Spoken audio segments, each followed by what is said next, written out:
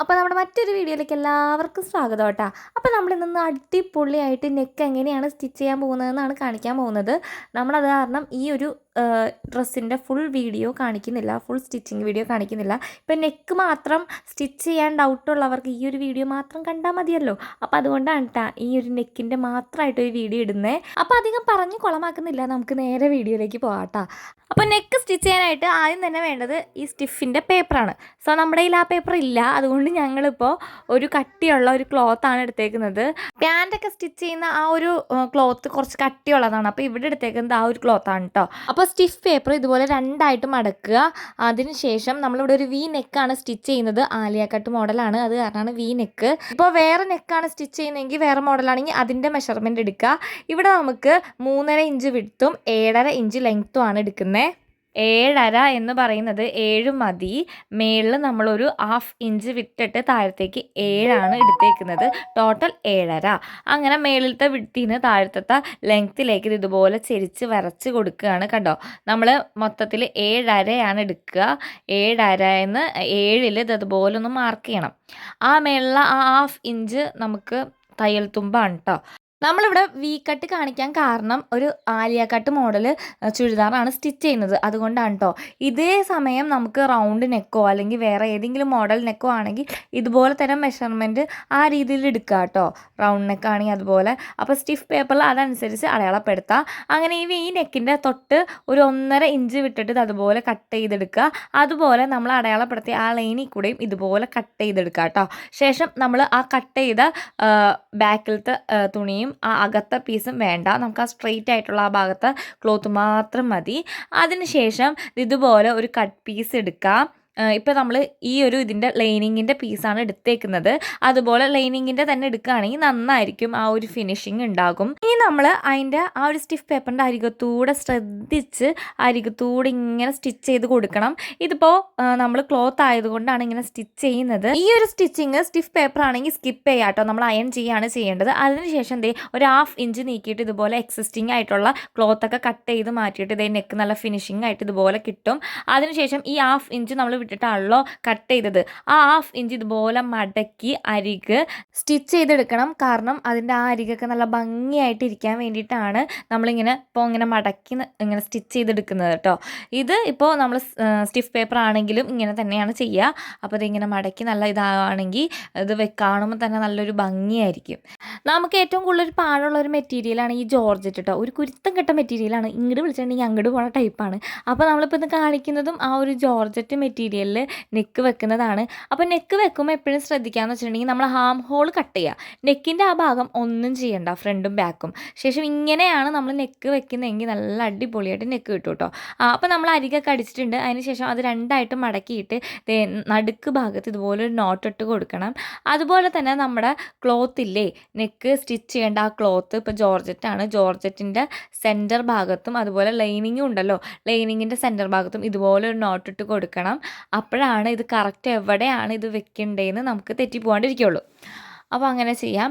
പിന്നെ എന്താണെന്ന് വെച്ചിട്ടുണ്ടെങ്കിൽ ഈ ജോർജറ്റ് ആയതുകൊണ്ട് ലൈനിങ്ങും നല്ല പീസും നല്ല ക്ലോത്തും വേണമെങ്കിൽ ഒരു സ്റ്റിച്ച് കൊടുക്കാം, തെന്നിപ്പോവാണ്ടിരിക്കാൻ വേണ്ടിയിട്ട് കേട്ടോ.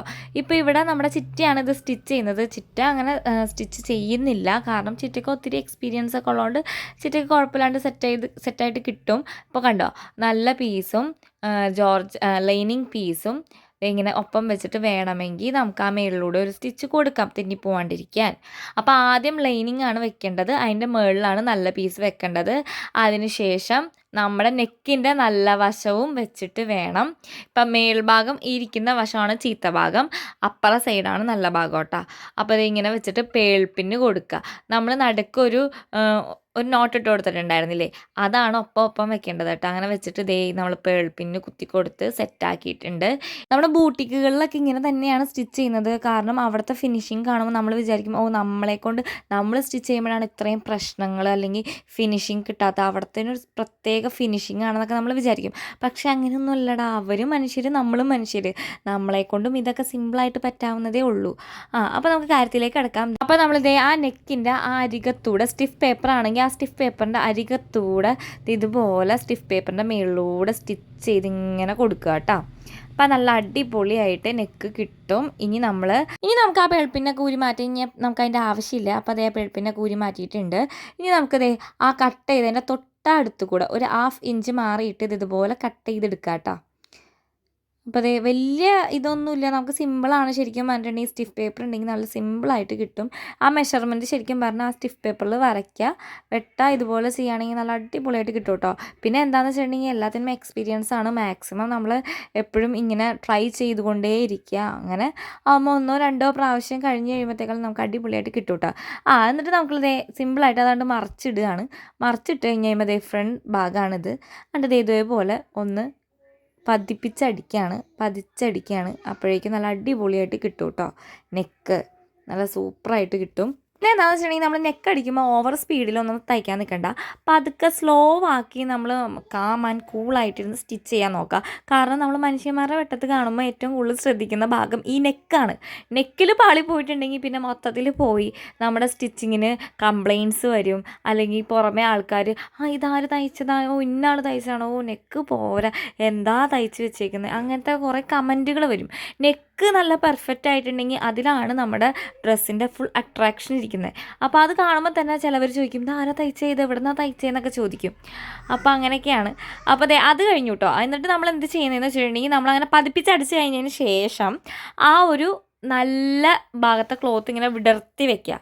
എന്നിട്ട് ആ സംഭവം കണ്ടോ, അതിങ്ങനെ പൊങ്ങി വരും നമ്മൾ ഡ്രസ്സ് ഇട്ട് കഴിയുമ്പോൾ. അപ്പോൾ പൊങ്ങി വരാണ്ടിരിക്കാൻ വേണ്ടിയിട്ട് ലൈനിങ് ആയിട്ട് ഇതുപോലെ പതിപ്പിച്ചടിക്കുക. മനസ്സിലായോ? ആ സാധനം അങ്ങനെ അടിച്ചില്ലെങ്കിൽ നമ്മൾ ഡ്രസ്സ് ഇടുമ്പോൾ ഇങ്ങനെ പൊങ്ങി കഴുത്തിൻ്റെ മുകളിലേക്ക് കയറി വരും. പിന്നെ നമ്മൾ എപ്പോഴും താത്തി കൊടുക്കാൻ നിൽക്കണം. അപ്പോൾ അങ്ങനെ വേണ്ട. അതിന് വേണ്ടിയിട്ട് നമുക്കതൊന്ന് പതിപ്പിച്ചടിക്കുമ്പോൾ നല്ല പീസിൽ ആ ഒരു സ്റ്റിച്ച് കാണരുത്. അപ്പോൾ അതിന് വേണ്ടിയിട്ട് നല്ല പീസ് മാറ്റിയിട്ട് നമ്മൾ ലൈനിങ്ങിൽ മാത്രം ഇതുപോലെ തയ്ച്ച് വയ്ക്കുക.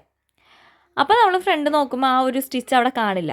ഫ്രണ്ട് ഭാഗത്ത് ആ ഒരു ക്ലോത്തിൽ ഈ ഒരു സ്റ്റിച്ച് വന്നിട്ടുണ്ടാവില്ല. ലൈനിങ്ങിൽ മാത്രമാണ് ആ ഒരു സ്റ്റിച്ച് വരെ കണ്ട.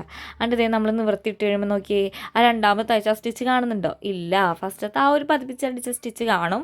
അപ്പോൾ ഇങ്ങനെയാണ് നമ്മുടെ ബൂട്ടിക്കിലൊക്കെ ചെയ്യുക കേട്ടോ. നിങ്ങളൊക്കെ ഒന്ന് ട്രൈ ചെയ്ത് നോക്കുക. പിന്നെ നെക്ക് അടിക്കാൻ സംശയമാണ്, പേടിയാണ്, അങ്ങനെയുള്ളവരൊക്കെ അതേ കൂളായിട്ട് ഇതുപോലൊന്ന് ചെയ്ത് നോക്കിയാൽ മതി. അടിപൊളിയായിട്ട് കിട്ടും. പിന്നെ നെക്ക് ആദ്യം കട്ട് ചെയ്യാൻ നിൽക്കരുത്.